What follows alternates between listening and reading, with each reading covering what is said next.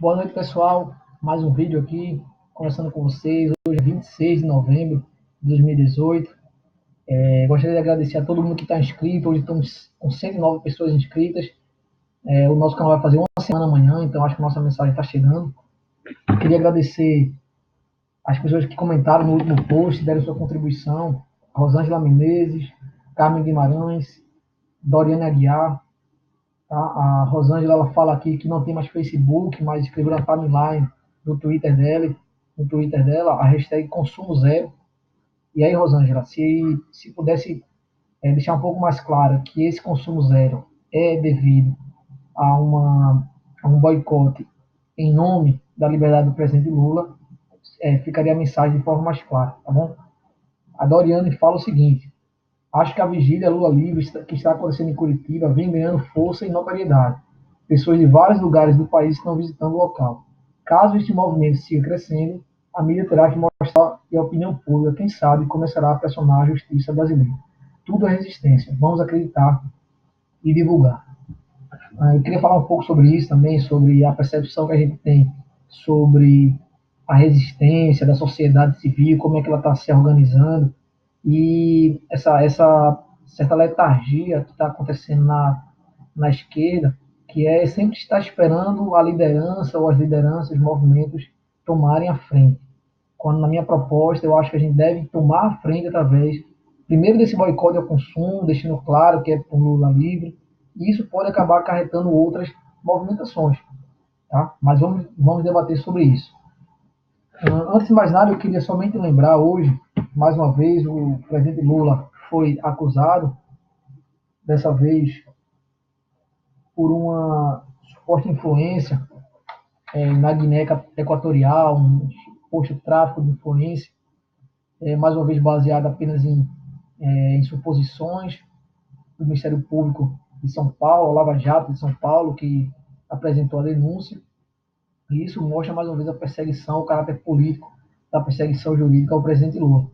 Enquanto isso, por exemplo, Fernando Henrique Cardoso escreveu um e-mail para o Odebrecht em 2010 com o título SOS e o mesmo de sempre, passando dados bancários para o Marcelo Odebrecht, falando diretamente com ele, onde teria sido solicitada a doação de 100 mil reais para dois senadores que estavam concorrendo, entre eles o Flecha, daquela mensagem com o Gilmar Mendes e Aécio Neves, para doar 100 mil reais de campanha, foi pago por Caixa 2, mas no caso do PSDB não existe planilha de propina, não existe tráfico de influência, não existe contrapartida.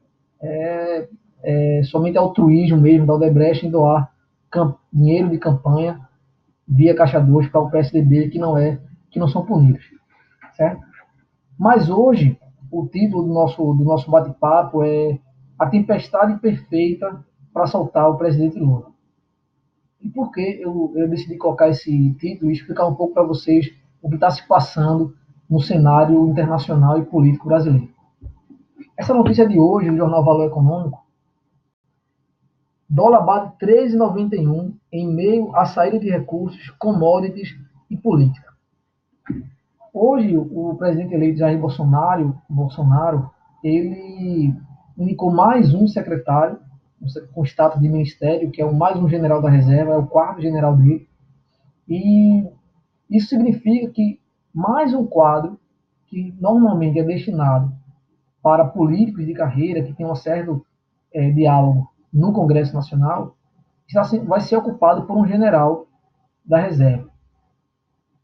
Bom, isso significa muitas coisas, inclusive de que o presidente Jair Bolsonaro vai ter muita dificuldade para conseguir apoio suficiente para aprovar as reformas que o mercado está cobrando dele.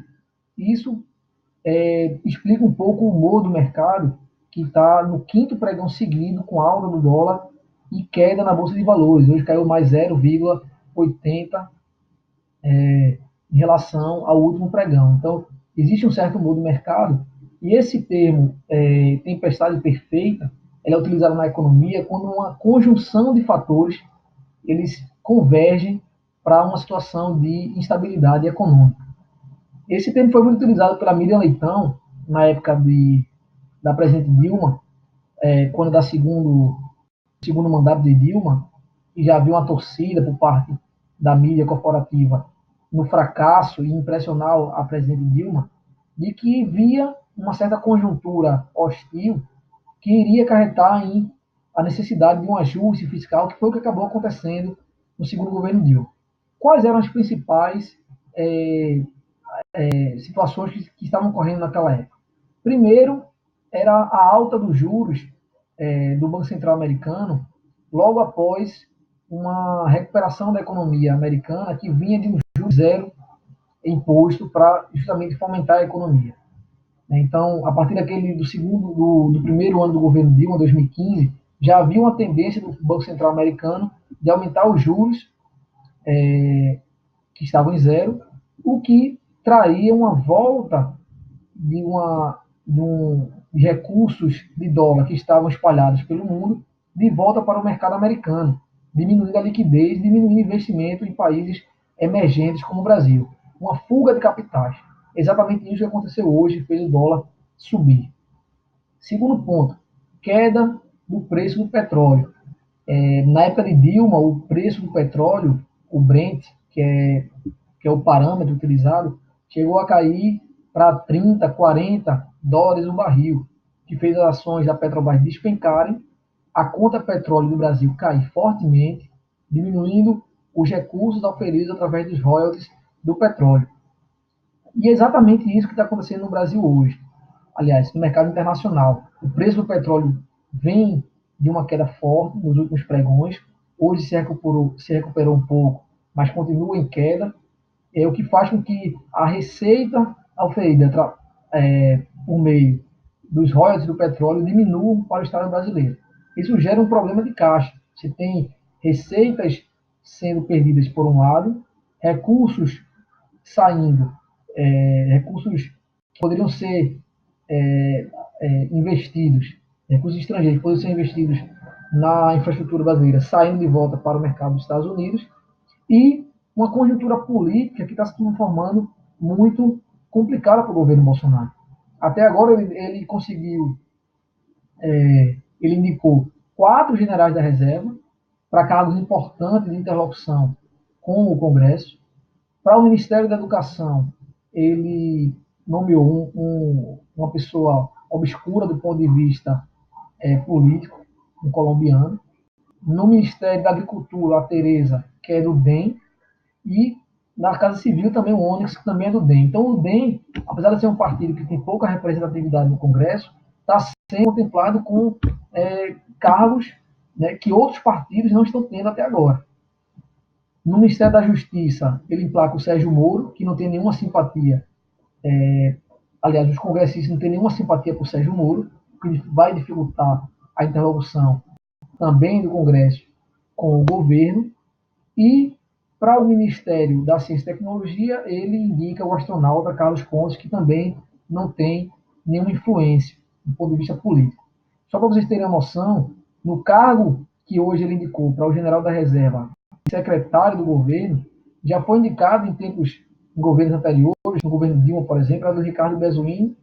No governo Temer foi ocupado pelo Gedel Vieira Lima e pelo Carlos Marum. Ou seja, somente pessoas altamente qualificadas para interagir com o Congresso, independente de qual seja essa forma de interação, mas eram políticos de carreira. Então o mercado começa a perceber que a formação do governo Bolsonaro está ficando muito parecida com o governo Collor, onde ele queria romper com o governo de coalizão e, enfim, não conseguiu formar uma base de apoio no Congresso suficiente para aprovar as medidas necessárias. Então, o Brasil, do ponto de vista internacional, está se colocando em uma situação complicada. A China, ela vem diminuindo o seu crescimento, o que também prejudica nossas exportações, inclusive de aço, petróleo e produtos agrícolas. Nós temos os Estados Unidos que estão negociando com o Brasil a redução de tarifas de importação, o que vai baratear o produto americano na entrada do Brasil, que vai prejudicar nossa indústria. A Argentina, que é uma grande compradora dos nossos produtos manufaturados, industriais, está numa crise cambial muito forte. O Brasil hoje está no meio de uma guerra ideológica entre Estados Unidos e China e os países árabes, países que o Brasil apresenta um certo superávit na balança comercial.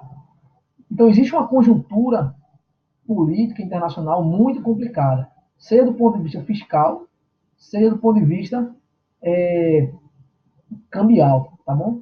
Então, o que vai acontecer? O Brasil vai depender muito do mercado interno para se manter firme diante de uma conjuntura bastante turbulenta que se apresenta para janeiro, a partir de janeiro de 2019. Então, daí a importância do nosso movimento. Hoje eu estava assistindo o Breno Altman lá na TV 247 com o Leonardo Atush. O Breno Altman é um cara extremamente qualificado e entende bastante do PT e dos quadros do PT. E mesmo o Breno Altman ele se mostra, na minha opinião, um pouco perdido, esperando alguma solução que venha dos políticos tradicionais da esquerda, uma frente de esquerda que não vai vir, de uma liderança proeminente do Haddad, que eu também não consigo enxergar nos moldes que a gente deseja. E o que eu consigo enxergar, como o Breno Altman até comentou, é tentar moldar o Haddad para ocupar o espaço do antigo PSDB, que praticamente acabou nessa eleição. Então, a frente de esquerda, formada pelos partidos e pelos movimentos sociais, estão ainda longe, eu acho, de se construírem. Enquanto isso, nós da esquerda estamos nos perguntando, militantes da esquerda, estamos nos perguntando como poderemos agir. Né? Também na TV Brasil 247, teve uma reunião de pauta lá com os membros do canal, e eu sou membro do canal 247, e era notório as opiniões dos membros de possíveis entrevistas que poderiam vir, e eram coisas do tipo, nós temos que entrevistar o Stedalio do MST, nós temos que entrevistar alguém da Caixa Econômica, alguém do BNDES, alguém para dar o norte, alguém do movimento indígena. Então, tem muita coisa aí, enquanto isso o presidente Lula é preso há 7 meses lá em Curitiba. Então, o que a gente pode fazer hoje? O que a gente pode fazer que não seja esperar a organização de movimentos de rua, de alto impacto, com braços cruzados, uma greve geral, com carro na rua, com gente na rua? Como é que a gente pode agir enquanto isso não é construído? Para tentar forçar e deixar um pouco o mercado refém das nossas imposições. A meu ver, é tentar fazer um boicote ao consumo, cuja moeda de troca é a liberdade do presidente Lula. Sem Lula livre, sem consumo, consumo mínimo, tá bom? Então, era esse recado que eu queria deixar hoje com vocês. Eu vou estar lançando outro vídeo amanhã. Tentem divulgar a ideia. Se inscrevam no canal, ativem lá a notificação para quando chegar um novo vídeo vocês terem acesso a ele, essas informações. Vamos continuar debatendo, continuar construindo a nossa frente de resistência feita pela militância progressista de esquerda. Tá bom, pessoal? Boa noite. Lula livre.